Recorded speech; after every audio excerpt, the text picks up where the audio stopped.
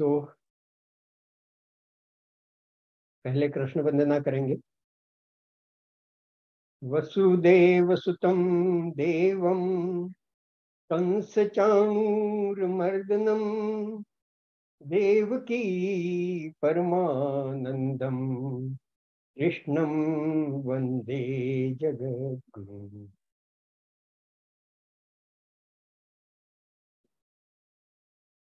पिछली बार हमने विभूति योग अध्याय 10 18 श्लोक तक किया था।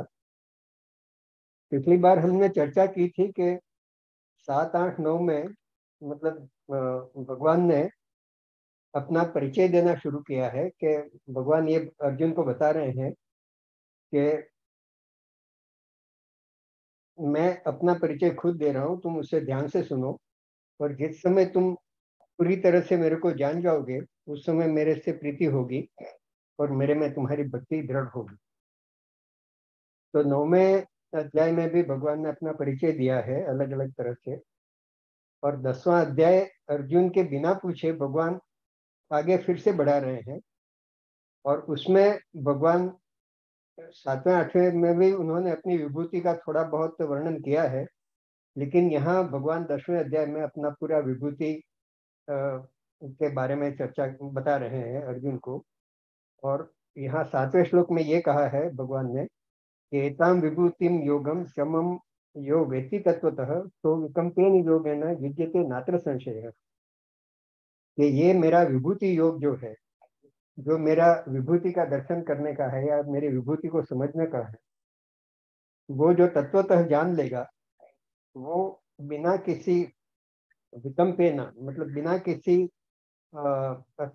बिना किसी शंका से या बिना किसी वेवरिंग से वो इस योग में स्थिर हो जाएगा और मुझे प्राप्त करेगा, इसमें कोई संशय नहीं। तो इस तरह से तो अर्जुन को यह हुआ कि मुझे भगवान की विभूतियों के बारे में पूरी तरह से जानना है। तो 17वें और 18वें श्लोक में अर्जुन भगवान से प्रार्थना करते हैं कि आप पूरे विस्तार से आपकी विभूति के बारे में मुझे बताने की कृपा करें, क्योंकि आपके जो अमृत वचन है वो आप बताते जाएंगे तो भी मेरे को तृप्ति नहीं होगी, इसलिए पूरे विस्तार से आप अपना विभूति योग बताएं। तो आज हम 19वें श्लोक से शुरू करेंगे। 19 श्लोक श्री भगवान हुआ। तो भगवान यहाँ कहते हैं, हंतते कथयिष्यामि दिव्यात्म विभूतयः प्राधान्यतः कुरुश्रेष्ठ नाच्यंतो विस्तरस्य में।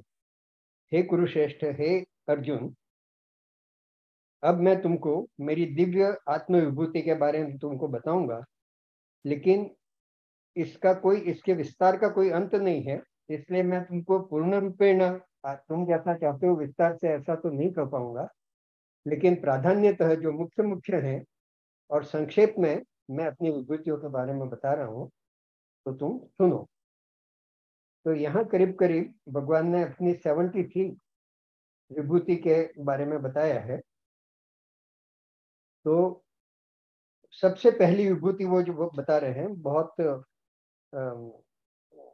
गहन उन्होंने बात कही है इसमें 20वें श्लोक में।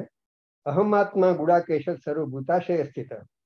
गुड़ाकेश मतलब जिसने निंद्रा पे विजय प्राप्त कर ली है। तो अर्जुन को यहाँ गुड़ाकेश करके संबोधित करते हैं और कहते हैं कि सबसे पहली मेरी विभूति है और जो सबसे श्रेष्ठ है और जो सबसे उत्तम है, वो अहम आत्मा गुड़ाकेश सर्वभूताशय स्थित। सबके अंदर, सर्व प्राणियों के अंदर स्थित जो आत्मा है वो मेरी विभूति है, और उसको तुम समझने की ट्राई करो, मतलब अपनी आत्मा को पहचानो, अपना आत्मज्ञान, आत्म तत्व को जानने की कोशिश करो। और वो अगर आत्म तत्व को जान गए तो तुम पूरी तरह से मेरे को जान पाओगे। तो सबसे पहली विभूति जो भगवान वर्णन कर रहे हैं वो कर रहे हैं कि सर्वभूताशय स्थित, संपूर्ण प्राणियों में स्थित जो आत्मा है वो मैं विभूति हूँ। और गुड़ाकेश कह के ये कह रहे हैं कि इसको निंद्रा को जितना मतलब कि अलर्ट रहना उसके बारे में। ऐसा कई बार जागते हुए भी हम निंद्राधीन होते हैं, उस तरह से रहते हैं, अलर्ट नहीं होते हैं। तो भगवान का आशय यहाँ पे गुड़ाकेश कर कर ये है कि अपनी आत्मा के बारे में हमेशा अलर्ट रहो, हमेशा सचेत रहो। और हमारा शरीर जो है उसको हमने बार बार ये चर्चा की है कि एक तो भौतिक शरीर है जो पंचभूत से बना हुआ है, जो अनित्य है, जो जन्म लेता है, बड़ा होता है, वृद्ध होता है और बाद में मृत्यु को प्राप्त करता है। लेकिन जो आत्मा है वो अमर है, अजर है। तो जो आत्म तत्व है वो मेरी विभूति है, और उसको पहचानो और उसके बारे में निंद्रावश न होकर हमेशा सजाग रहो। इस तरह से भगवान का कहने का तात्पर्य है। और दूसरा ये कहते हैं कि अहम आदिश्च मध्यम च भूतानाम अंत एव च, कि संपूर्ण प्राणी के हैं उसका आदि भी मैं हूँ, मध्य भी मैं हूँ और अंत भी मैं। अहम आदिश्च मध्यम च भूतानाम अंत एव च। तो हर एक कोई भी चीज होती है उसका आदि होता है, मध्य होता है और अंत होता है। हमारा भी अभी जो है वो मध्य है। हमारे जन्म के पहले की जो हमारी स्थिति थी वो आदि थी, जन्म के बाद जो होगी वो अंत होगा। लेकिन एक चीज समझने की है कि कोई भी चीज, एक दूसरा एग्जांपल, कोई मिट्टी का खिलौना है तो वो आदि में भी वो मिट्टी था, मध्य में वो किसी रूप या आकार है उसका, लेकिन अंत में भी वो मिट्टी में मिल जाएगा। उसी तरह से हमारा शरीर जो है वो आदि में पंच महाभूत से बना हुआ है, तो वो पंच महाभूत में मिल जाएगा। लेकिन जो आत्मा है वो अजर अमर है, और वो हमेशा परमात्मा का अंश है, और वो पहले भी परमात्मा का अंश थी, अभी भी परमात्मा का अंश है और हमेशा परमात्मा का अंश बनी रहेगी। तो ये जो दो श्लोक हैं उसमें उनकी विभूति का बड़ा गुह्य ज्ञान भगवान ने दिया है। इसके बाद भगवान ये बताना चाहते हैं, देखो एक चीज है कि जैसे रामायण में जो कहा गया है कि सिए राम में सब जग जानी, करहूँ प्रणाम जोरी जुग पानी। तो संसार में जो कोई भी है प्राणी मात्र को अगर हम सीए और राम का रूप मान लें तो हर किसी में हमको विभूति दिखेगी, भगवान दिखेंगे और उनको हम भगवान का स्वरूप देखकर उनको नमन करेंगे। लेकिन हम अगर उस मनुष्य मनस्थिति में नहीं पहुंचे हैं तो भगवान यहाँ विभूति का मतलब ये है कि वैसे तो मैं सर्वव्याप्त हूँ, हर एक कण कण में और प्राणी मात्र में मैं ही हूँ। मैं मतलब मेरे को ही पहचानने की ट्राई करो। लेकिन अगर तुम सब में मुझे नहीं मेरा दर्शन नहीं कर पाते हो तो मेरी विभूति मतलब जहाँ मेरा परम ऐश्वर्य प्रकट होता है, जो जो है, लेकिन उसमें भी जो सबसे उत्तम है उसमें मेरी विभूति का दर्शन करने का प्रयत्न करो। और उस तरह से तुम मेरा ध्यान करने का और मेरी भक्ति करने का प्रयास करो, तो तुम बहुत शीघ्र मेरे को पा सकोगे।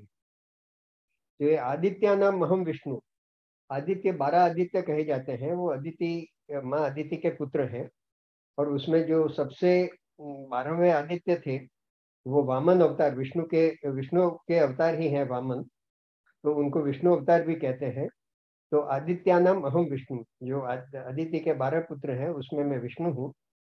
ज्योतिषाम रवि रंशमान, और जितने ज्योतिर्प्रकाश युक्त जो तत्व हैं उसमें सूर्य की किरणें मैं हूँ।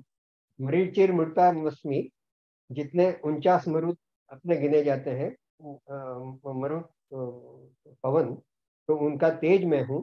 एंड नक्षत्र नाम अहम शशि, और जितने नक्षत्र हैं उसमें जो सबसे प्रकाशमान और बड़ा हमको जो दिखता है यहाँ से वो चंद्र नक्षत्र मैं हूँ।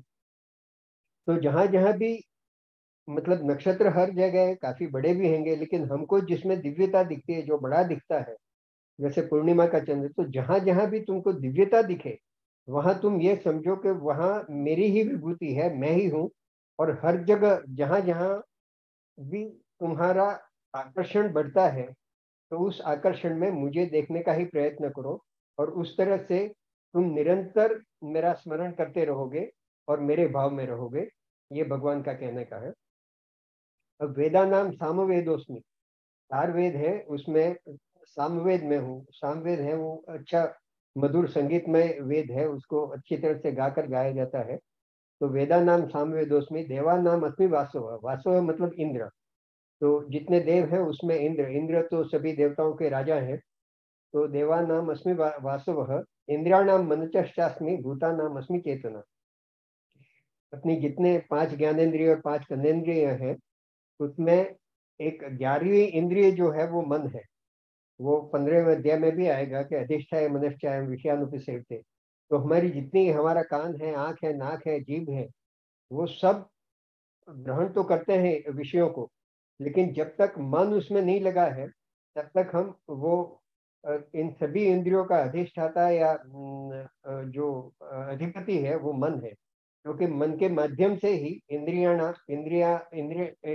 जो है वो विषयों को ग्रहण करती हैं। अगर हमारा मन किसी चीज में नहीं है तो सामने कितनी भी अच्छी चीज हो हमें दिखेगी नहीं, सुनाई नहीं देगी। तो इसलिए इंद्रियाणाम मनश्चास्मि भूतानाम अस्मि चेतना। और प्राणी मात्र में हम तरह तरह के शरीर, रूप, रंग सब देखते हैं, लेकिन उनकी जो चेतना है उसको समझने की, जैसे ये अहम आत्मा बुढ़ा कैसे बताया था, उसी तरह का कि उनके उनमें जो चेतन शक्ति है वो मेरी पराशक्ति है, और उसमें मेरी विभूति को पहचान। रुद्राणाम शंकरश्चास्मि वित्तेशो यक्ष रक्षसाम। जितने 11 रुद्र हैं, हनुमान जी को मिला के कुछ लोग 12 रुद्र भी कहते हैं, तो उसमें शंकर मैं हूँ। और वित्तेशो यक्ष रक्षसाम, और यक्ष और राक्षसों में वित्तेशो, वित्त के जो अधिपति है मतलब कुबेर जो है, तो कुबेर है वो उनमें मुख्य गिने जाते हैं। तो उनमें मेरी विभूति देखो। एंड वसुनाम पावकश्चास्मि। अब मेरु शिखरी नाम हम। अब 8 वसु गिने जाते हैं, और उसमें अग्नि भी एक वसु है। तो जो 8 वसु हैं उसमें मैं अग्नि को मेरा विभूति समझो, क्योंकि अग्नि है वो सभी भगवान का मुख है। हम जो आहुति देते हैं यज्ञ में, वो यज्ञ में आहुति देने के बाद ही वो देव को पहुंचती है और ईश्वर को पहुंचती है। तो इसलिए पावक चाशमी, पावक जो है अग्नि है, वो सभी वसुओं में मुझे अग्नि देखो और उसमें मेरी विभूति देखो। तो ये भीष्म पितामह थे, वो भी 8 वसुओं में से एक थे, जिनको द्यो वसु या प्रभास वसु कहा जाता था। और किसी वो वशिष्ठ मुनि के श्राप के वश उनको जन्म लेना पड़ा, और 7 वसुओं का तो तत्काल मोक्ष हो गया, लेकिन उनको काफी लंबे समय तक पृथ्वी पर रहकर यहाँ के सुख दुख को भोगना पड़ा। और जो शिखर है, जो पर्वत है, और उनके शिखर है, उसमें मेरू शिखर में हूँ, क्योंकि मेरू में काफी स्वर्ण और वो पाए जाते हैं, स्वर्ण और हीरे मोती वगैरह। तो शिखराणाम में मैं मेरू हूँ, ऐसा इसमें बताया है। पुरोदशाम च मुख्यम माम विद्धि पार्थ बृहस्पति। और जितने पुरोहित हैं, आचार्य हैं, उस पे मुझे देवों के गुरु जो बृहस्पति हैं उसको समझो, कि उसमें मेरी विभूति का दर्शन करो। एंड सेनानीम नाम अहम स्कंद। जितने सेनापति हैं उसमें मैं स्कंद हूँ। स्कंद मतलब कार्तिकेय, शिव जी और पार्वती के प्रथम पुत्र, जिन्होंने असुरों का नाश किया था, उसके लिए उन्होंने जन्म लिया था। तो सेनानी नाम अहम स्कंद सर्वनाथ सागर है। और जितने जलाशय है उसमें सागर है, वो विशाल होता है, तो उसमें मेरे विभूति के दर्शन करो। महर्षि नाम भृगुर अहम गिरा मस्येक मेक मक्षर यज्ञ नाम जप यज्ञोस्मि स्थावराणाम हिमालय।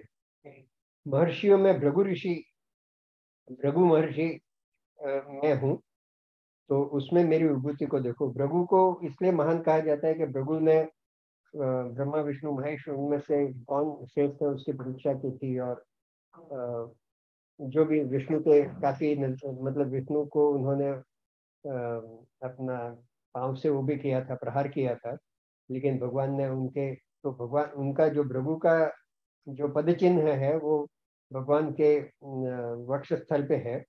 तो महर्षि नाम भृगुरहम गिरा मस्तेक मक्षरम। गिरा मतलब वाणी या शब्द, तो जो शब्द है वो उसमें मैं ओमकार हूँ। तो ओमकार में मेरी विभूति है। अब ओमकार ऐसा माना जाता है कि ओमकार में से 3 वेद गायत्री मंत्र निकले, और गायत्री मंत्र में से वेद निकले। तो जो सबका जो आदि शब्द जो है, और जब पूरा संसार निशब्द हो जाता है, जब परम शांति होती है, कहीं कुछ भी नहीं होता है, उस समय जो आवाज होती है वो सिर्फ ओंकार की होती है, ऐसा माना जाता है। तो जो शब्द है या वाणी है उसमें मैं ओंकार हूँ। यज्ञा नाम जपयज्ञोस्मि स्थावराणाम हिमालय। और यज्ञ हम विविध तरह के द्रव्य यज्ञ करते हैं, दूसरे यज्ञ करते हैं, अश्वमेध यज्ञ करते हैं वगैरह वगैरह, लेकिन जप यज्ञ है वो सभी यज्ञों में श्रेष्ठ है। और जप यज्ञ में आप मेरी विभूति देखो, तो जप यज्ञ मतलब निरंतर ईश्वर का नाम लेना, वो भी एक प्रकार का यज्ञ है, और वो सभी यज्ञों में श्रेष्ठ है, ऐसा यहाँ बताने का प्रयास किया गया है। तो यज्ञ नाम जप यज्ञोस्मि स्थावराणाम हिमालय। और जितने स्थावर वो है अचल वस्तुएं हैं, उसमें हिमालय जो सबसे विशाल पर्वत है वो स्थावराणाम हिमालय है।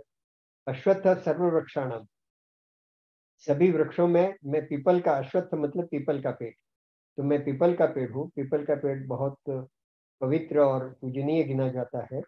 और साइंटिफिकली भी ऐसा कहते हैं कि बाकी सब वृक्ष जो हैं वो रात को कार्बन डाइऑक्साइड निकालते हैं, लेकिन पीपल का पेड़ एक ऐसा पेड़ है जो रात को भी ऑक्सीजन निकालता है, और 24 आवर्स वो ऑक्सीजन निकालता है, ऐसा माना जाता है।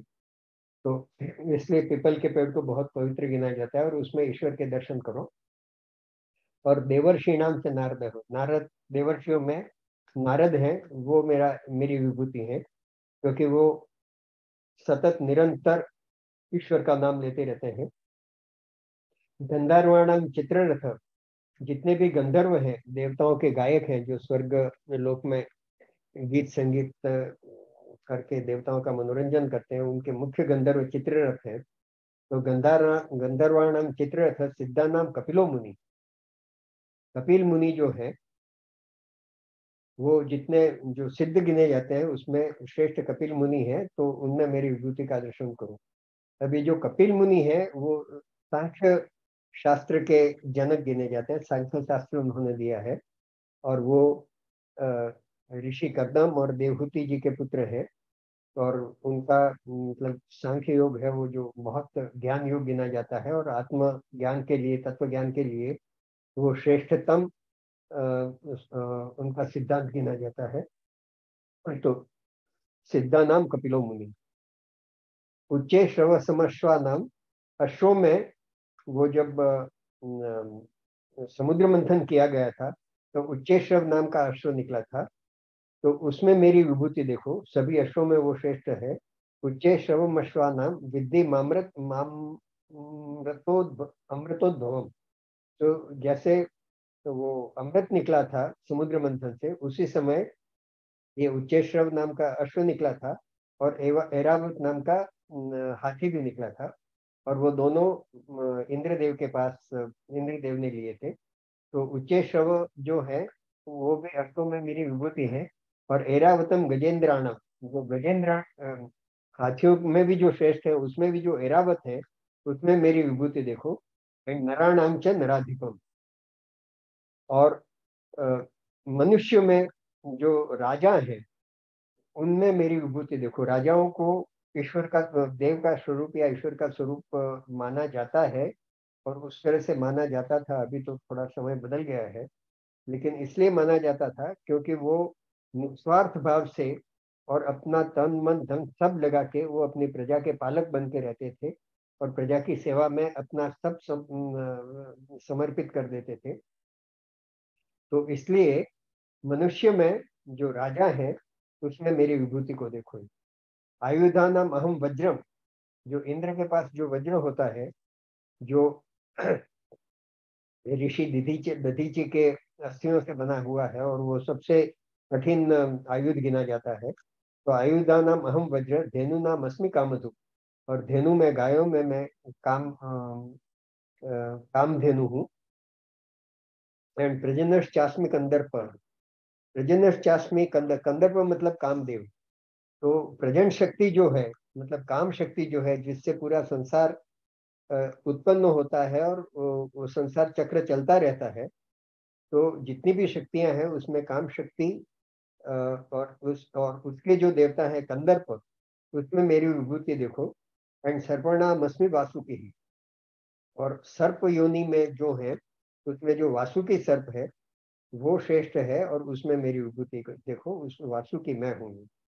तो वासुकी जो है वो जब समुद्र मंथन किया गया था, तो मेरू वो जो रस्सी के तरह जिसको उपयोग में लाए गए थे, वो वासुकी सर्प को उपयोग में लाया गया था उस समय। अनंत चास्मी नागा नाम वरुणो याद सामहम। नागों में अनंत, अनंत मतलब शेष नाग। अपने लक्ष्मण जी के लिए भी अनंत शब्द यूज किया जाता है, क्योंकि वो भी शेषनाग के अवतार है। तो नागों में मैं शेषनाग हूँ। एंड वरुणो याद सामहम, और जितने जल के देवता हैं उसमें मैं वरुण हूँ।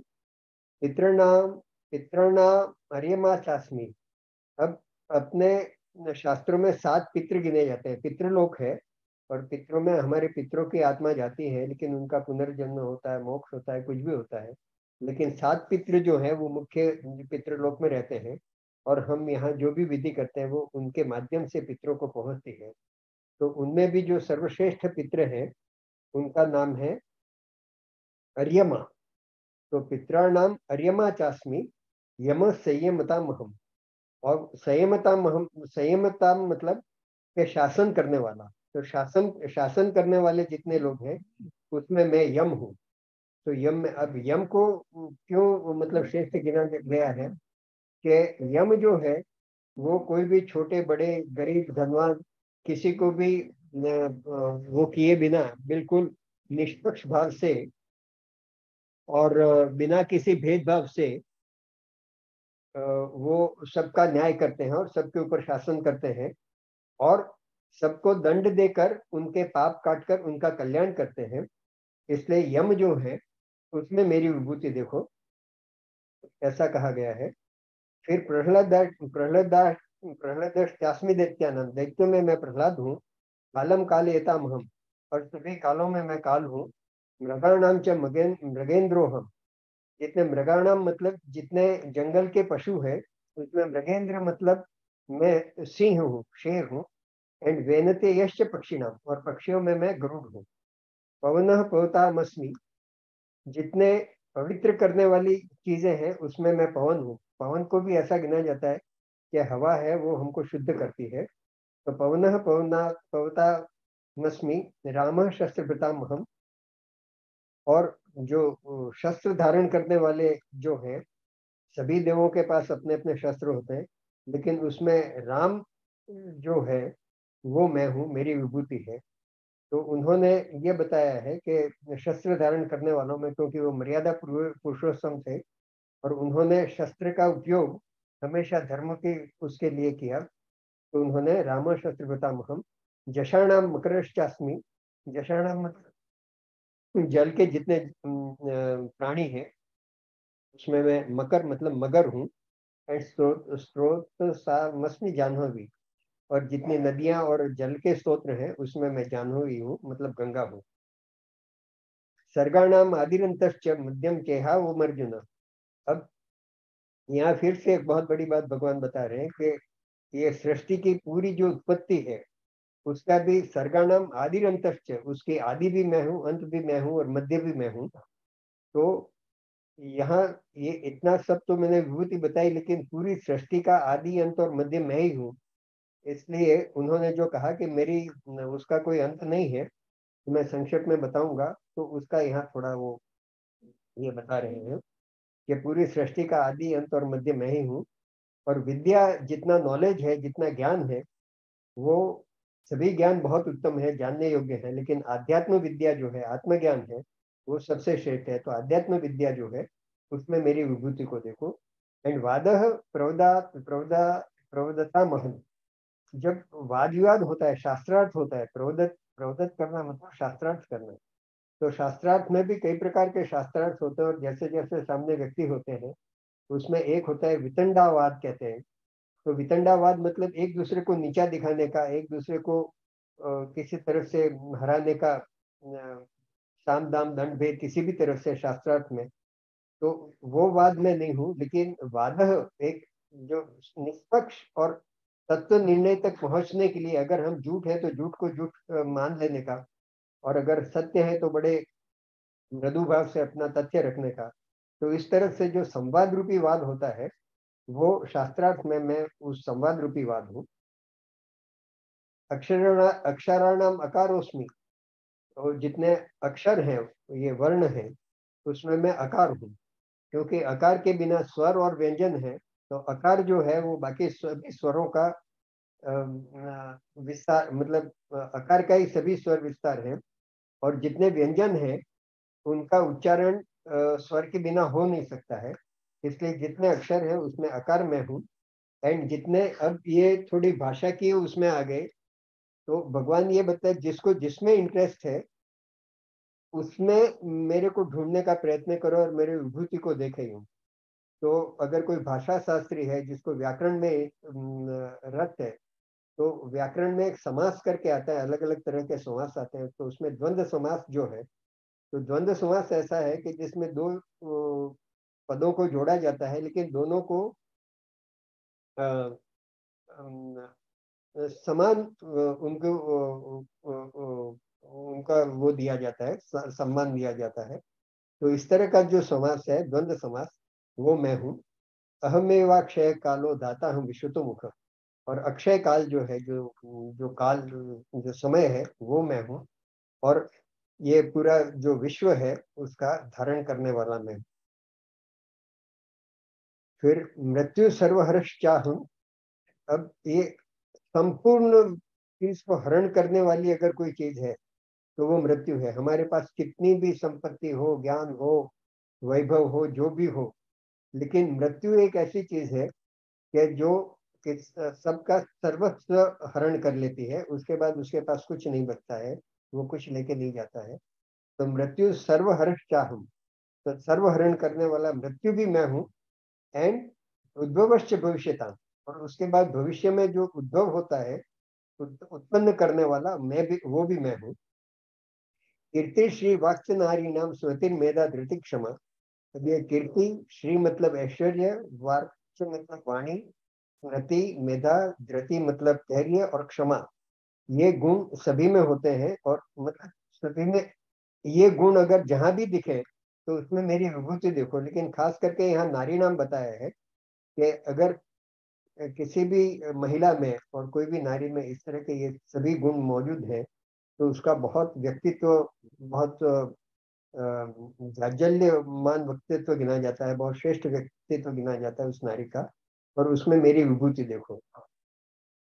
गृहस्थान तथा सामना, सामना मतलब जो श्रुतियां होती हैं, गाई जाने वाली श्रुतियां, उसमें मैं बृहद साम हूँ। और जो छंद छंद साम है, छंद वाले, उसमें मैं गायत्री मंत्र हूँ। मासा नाम मार्गशीर्षो हम, ऋतु नाम कुसुमाकर। मास, मास में मैं मृगशीर्ष मास हूँ, और ऋतुओं में मैं कुसुमाकर मतलब वसंत ऋतु हूँ। द्वितीयम छलयतामस्मि तेजस तेजस नाम हम, ज्योस्मि व्यवसायस्मि सत्व सत्वताम। अब यहाँ बाकी सब चीजें तो एकदम समझ में आ जाए, ऐसी है कि तेजस्वी का तेज मैं हूँ। जय, अगर किसी का जय होता है, विजय होती है, तो विजय मैं हूँ।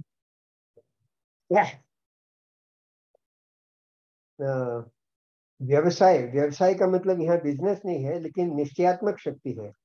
तो जो हमारे में दृढ़ता है, डिटर्मिनेशन है, व्यवसायत्मक का शक्ति है, वो मैं हूँ। और सत्वम सत्ववतम हम, जो सात्विक लोगों का सत्व जो है, वो मैं हूँ।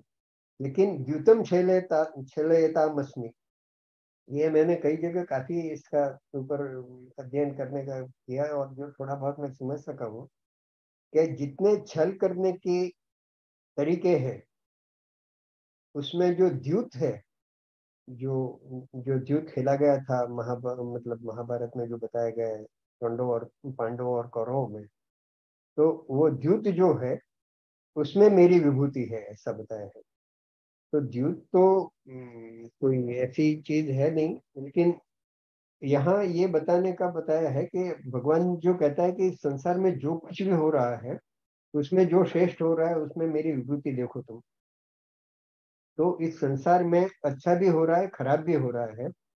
और खराब हो रहा है उसमें भी अगर तुम ईश्वर की अ, अ, विभूति देखने का प्रयास करोगे, तो तुम उसको, उसके प्रति घृणा नहीं करोगे, लेकिन उसमें अगर ईश्वर रूप देखोगे तो धीरे धीरे वो करते करते भी ईश्वरमय हो जाओगे।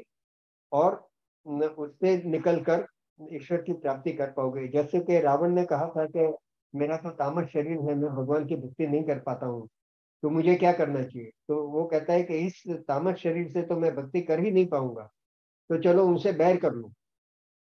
तो उसने जो बैर किया, उसमें भी उसको भगवान के प्राप्त करने की रुचि थी। और यहाँ पर्टिकुलरली द्वितम शब्द उन्होंने यूज किया है, तो ये अर्जुन और कृष्ण भगवान का संवाद है, और वो बताते हैं कि पांडवों के साथ बहुत छल हुए।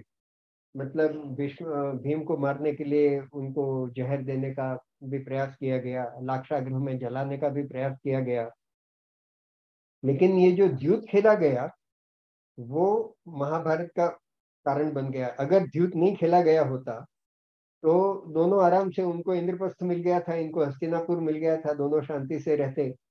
लेकिन ये भी एक ईश्वरीय प्रेरणा हुई, या जो हुआ, तो शकुनी ने दुर्योधन को कहा कि उनको द्यूत के लिए बुलाओ। और युधिष्ठिर इतने धर्मराजा होते हुए भी उसमें द्यूत के उसमें फंस गए, और उन्होंने द्यूत खेला इतना ही नहीं, लेकिन अपने भाइयों को, अपनी पत्नी को, अपना राजपाट सबको छोड़ दिया। और हालत ये हुई कि उनको 12 साल का वनवास करना पड़ा। और फिर अगर ये सब नहीं करते तो शायद धर्म संस्थापना था ने संभवामी युगे युगे, जो उनका था कि धर्म संस्थापन करने के लिए एक महाभारत का महायुद्ध होना अनिवार्य था।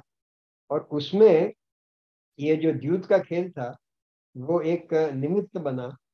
तो हो सकता है कि इसलिए उसमें कहा होगा कि इसमें मेरी विभूति देखो। फिर वृषणाम वासुदेवोस्मि, वैष्णव और जो ऋषि कुल के वासुदेव जो है वो ऋषि कुल के हैं, तो ऋषि कुल के लोगों में मेरे को वासुदेव समझो, स्वयं कृष्ण मैं हूँ। एंड पांडवा नाम धनंजय, और पांडवों में जो धनंजय है, अर्जुन है, वो मेरी विभूति है। मुनि नाम अप्यहम व्यास, और जितने मुनि है उसमें मैं व्यास हूँ। एंड कविना मुशना कवि, कवि नाम उशना कवि। उशना मतलब शुक्राचार्य, जो राक्षसों के जो गुरु हैं। देवताओं के गुरु बृहस्पति हैं और राक्षसों के गुरु शुक्राचार्य हैं। तो ये कहते हैं कि पंडित और विद्वानों में शुक्राचार्य जो है वो मेरी विभूति है, क्योंकि शुक्राचार्य ही एक ऐसे विद्वान और पंडित थे कि जिनके पास संजीवनी विद्या थी। और वो बृहस्पति ऋषि के पास भी नहीं थी, जो देवताओं के पुरोहित थे। और बृहस्पति के पुत्र स्वयं उस विद्या को सीखने के लिए शुक्राचार्य जी के पास गए, और शुक्राचार्य जी ने उसको अपना शिष्य भी बनाया और संजीवनी विद्या सिखाई भी सही। लेकिन ये एक बहुत सुंदर और सुंदर प्रसंग है, जिसमें शुक्राचार्य की पुत्री देवयानी और कच्छ का वो हो जाता है। कच्छ तो उसको बहन की तरह मानता है, लेकिन शुक्राचार्य की बेटी जो है देवयानी, और उसका मतलब बड़ी रोचक कथा है, कभी समय मिला तो इस पे भी चर्चा करेंगे। तो वो कहते हैं कि पंडितों में मैं शुक्राचार्य हूँ। एंड दंडो दमयता मस्मी, एंड जितने दंड के विधान है उसमें दंड दंड मैं हूँ।